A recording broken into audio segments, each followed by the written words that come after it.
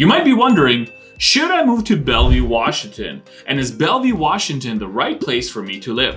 Answering all of that and more in today's video, because we are covering the good and the bad, the ups and the downs, the pros and the cons of living in Bellevue, Washington. Now, at the top of our good list, we have economic opportunities. Bellevue offers thousands of jobs here locally and all across the east side. Many people move here to be a part of the thriving tech industry over here on the eastern side of Lake Washington. Places like Bellevue, Kirkland, Redmond supply many jobs here for the locals. As of 2015, Bellevue supplied 150,000 jobs, and we're projected to be at 193,000 jobs by 2035. Many employers over here cover the IT industry, business services, retail, and more. Just look at downtown Bellevue with hundreds, if not thousands, of thriving businesses varying all across the spectrum. Now, with so many people moving here for the economic opportunities, what that does is drives up the cost of living. Living in Bellevue is about 66% more expensive than the national average across America. To live in Bellevue, a minimal annual income is needed of about $250,000. With a good portion of your income going towards rents. If you rent, for example, you can expect to pay $2,600 a month for like a little 1-bed, 1-bath apartment. If you're looking for maybe a 2 or 3 bed, you're looking $3,000, $3,300, $3,500 a month. And for homes, you're looking at $5,000, $6,000, $7,000 and more, depending on which part of Bellevue you live. Now, if you're looking to buy a place over here, expect at a minimum to spend $1 million, $1.5 million out of pocket for a mortgage, minus your down payment, of course. The house prices here stay really high, even through small economic downturns. For instance, this last 12 to 18 months or so, we've seen interest rates climb like crazy over here in Washington State and across the country, of course. However, here in the Bellevue area, prices on homes, they did dip down a little bit, but overall things relatively stayed the same. And part of that is because, again, the economic growth over here in the area with the stability in jobs allows people to continue living here and not really worry about what's happening overall with a housing crisis, for example, all across the country. You know, I had a client recently, he actually lived down in San Francisco.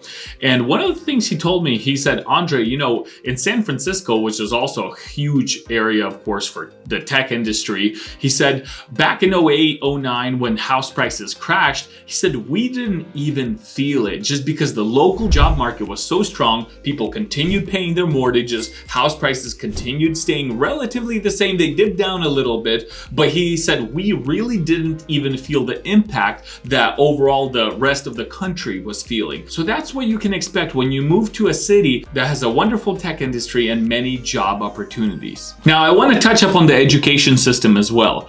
Bellevue, and again, overall the whole east side over here, everything east of Lake Washington, starting from about Newcastle, Renton Highlands as well, Kirkland, Bellevue, Sammamish, Redmond, all of these cities over here are a part of wonderful school districts here on the east side. Really, in any city over here that you live, whether it be Bellevue, Kirkland, Redmond, doesn't matter which one, you're going to get amazing schools. Now, Bellevue has some phenomenal schools, great student to teacher ratios where your kids get a lot more attention.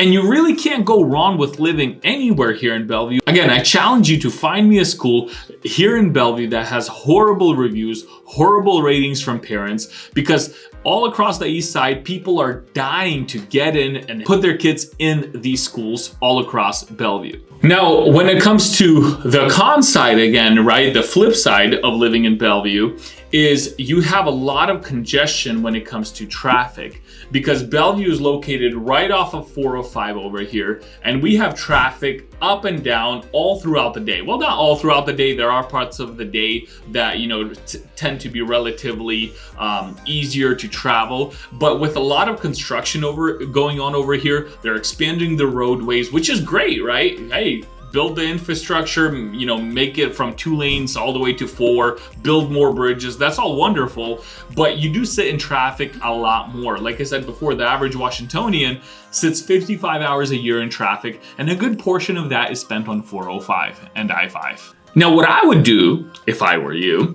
and let's say you have a remote job, well, if you have a remote job, you can work from home. But for example, one of our managers, Tony here, he lives in Bellevue and he drives south in the morning with no traffic. Our office is here in Kent, so he hits absolutely no traffic along the way in the morning. And when he travels north in the evening, he also doesn't hit any traffic because most people are coming south at that point.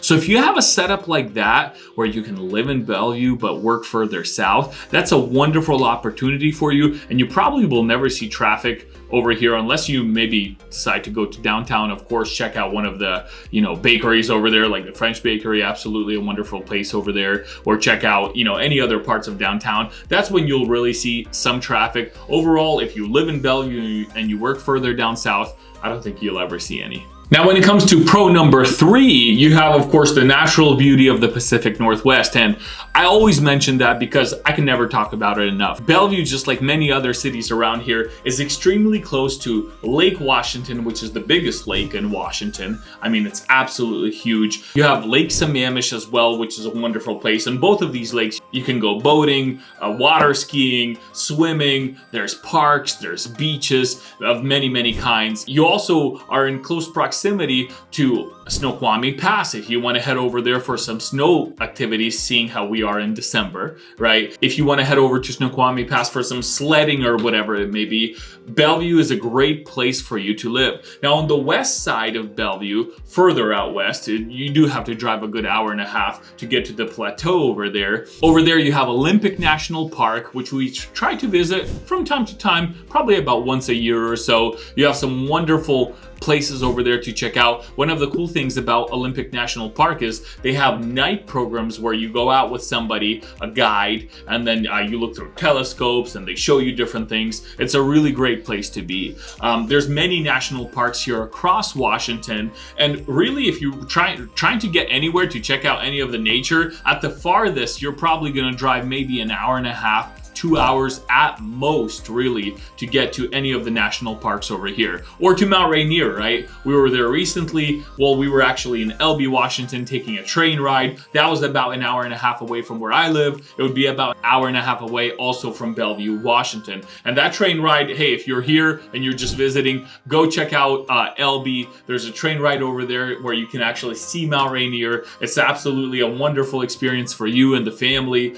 There's a little gift shop over there as well. You cross a few bridges, you see some scenery, you might even see some wildlife as well. So it's definitely a great place for you to visit. I'm going to put the link in the description below. Now, when it comes to our next con, of course, we have the weather, and everybody talks about this, but I want to let you know that we as human beings get used to everything. For instance, for me, I don't know, I kind of tend to love the gloomy, rainy weather from time to time now, and sometimes it does get annoying, but I don't know, I love it. Our property, for instance, I bought a property here recently, in February actually. It's been raining so hard that now we have a pond on our property. It's absolutely crazy. So you do get, there's flash flood warnings sometimes when you go in Google Maps. It's like flood warning, or not flash flood warning, but just in general, flood warning. Because, for instance, we were driving recently, yesterday, to Trader Joe's over here in Kent, and there was a part where you have Sioux Creek Trail, and that area is flooded now, right? So you're gonna have some of that when the rains get really heavy, but eventually things ease off. The snow comes probably later in January, and then we're back to spring and summer months. Now, the next best thing about living in Bellevue is the safety and community that you get all across the east side. Like I mentioned before, your tax dollars go a long way over here on the east side. You're rarely gonna see homelessness, you're rarely gonna experience any kind of crime, and overall, a very nice, safe community feeling. For instance, if you're in downtown Bellevue at the park, it's a huge park, and I don't think I've ever seen a homeless tent there, ever. 8 years? I don't know, my wife's lived here 25 years. I don't think, honey, have you ever seen anything ever? Where? In downtown Bellevue Park, any tents or homelessness or anything? No, but I know there's a homeless shelter like there. No, that's off of exit 13A. Yeah, speaking of which, off of exit 13, for example, right? You're going off of exit 13 and you have Trader Joe's to the right. You have some dealerships over there. It's over in the Wilburton area, Wilburton neighborhood. And you have a homeless shelter over there, but it's super contained. You might see somebody over there near that exit, but in Downtown Park, I've never seen one. Now, near Bellevue Downtown Park, you also have Inspiration Playground. Tons of families over there. They bring their kids. They have a great time. In the summers, there's an ice cream cart that comes over there. In the winters, we have an ice skating rink over here as well. It's absolutely a wonderful community. Everybody loves to visit Bellevue downtown. We also have Snowflake Lane, which we have yet to visit. Snowflake Lane is a massive festival that happens every single day throughout December, and it starts at 7 p.m. obviously with the sun setting at 4:30. Yeah, 7 p.m. It's quite dark, and it's a massive Christmas festival that happens over here in Bellevue. It's a wonderful, safe community. If you can afford buying into this community, I don't know if you'll ever move out. Now, if you're into nightlife, one of the cons on the flip side is you don't have a lot of nightlife in Bellevue. Sure, you get people who stay out till maybe 10, 11 p.m. at some of the restaurants or bars or kitchen and bars, however you want to say it, like Earl's, for example. You'll have some of that, but really you don't have nightlife here in Bellevue too much. It's more quieter. If you want nightlife, you're going to have to head over to Seattle in order to get any of that. Maybe over to Capitol Hill or one of those neighborhoods. But in Bellevue downtown, it's really a more quieter, I don't want to say civilized feel, but a quieter, civilized feel. Now, for our last pro of the day, Bellevue has advanced healthcare and medical facilities. You have Overlake Medical Center, you have Bellevue Medical Center, which provides thousands of jobs as well. I'll put it to you this way. If my wife was giving birth today and I had a hospital close to me 5 minutes away, or I had to drive to Bellevue through traffic, I'd drive to Bellevue through traffic to get to one of their medical centers. I think that should explain it. And many people feel the same way. Now, not only do we have massive medical centers over here, wonderful employees. Now, besides the big medical centers, Bellevue and many businesses around here have a big focus on holistic approaches to medicine as well. So you're gonna see many businesses over here that have to do with that as well. And for our last con of the day, with so many people wanting to move into Bellevue, Bellevue does have limited housing inventory. So when you're trying to move into Bellevue, don't be surprised to see some competition. I remember when interest rates were in the low 2s, 3s, 4s, we saw some houses over here go for 6 figures above asking price. I remember one of the lenders I was talking to, she said, hey, my clients wrote an offer $100,000 above asking price and it did not get accepted. Instead, the sellers accepted somebody who wrote an offer, guess how much? $400,000 above asking price. Now, don't be scared. You don't have any of that craziness happening right now. But expect it as the market ebbs and flows throughout the decades, right? Don't be surprised to see that over here. I expect overall the Bellevue housing market to continue growing, for house prices to continue going up. Interest rates for mortgages have been going down for the last 4 weeks. So in my opinion, now is the time to start looking to buy a home. The main lender I work with, Oleg Tkach, he offers a free refinance guarantee where if you buy today, he will refinance your home completely for free within the next 5 years. So if you're looking to move to Bellevue, Washington, and you're looking for a great lender and a great agent, give me a call at the number below, or set up a Zoom call with me, send me an email, whatever it is you want to do. I am here to help you make that smooth move over to the Bellevue, Washington area. See you in the next one.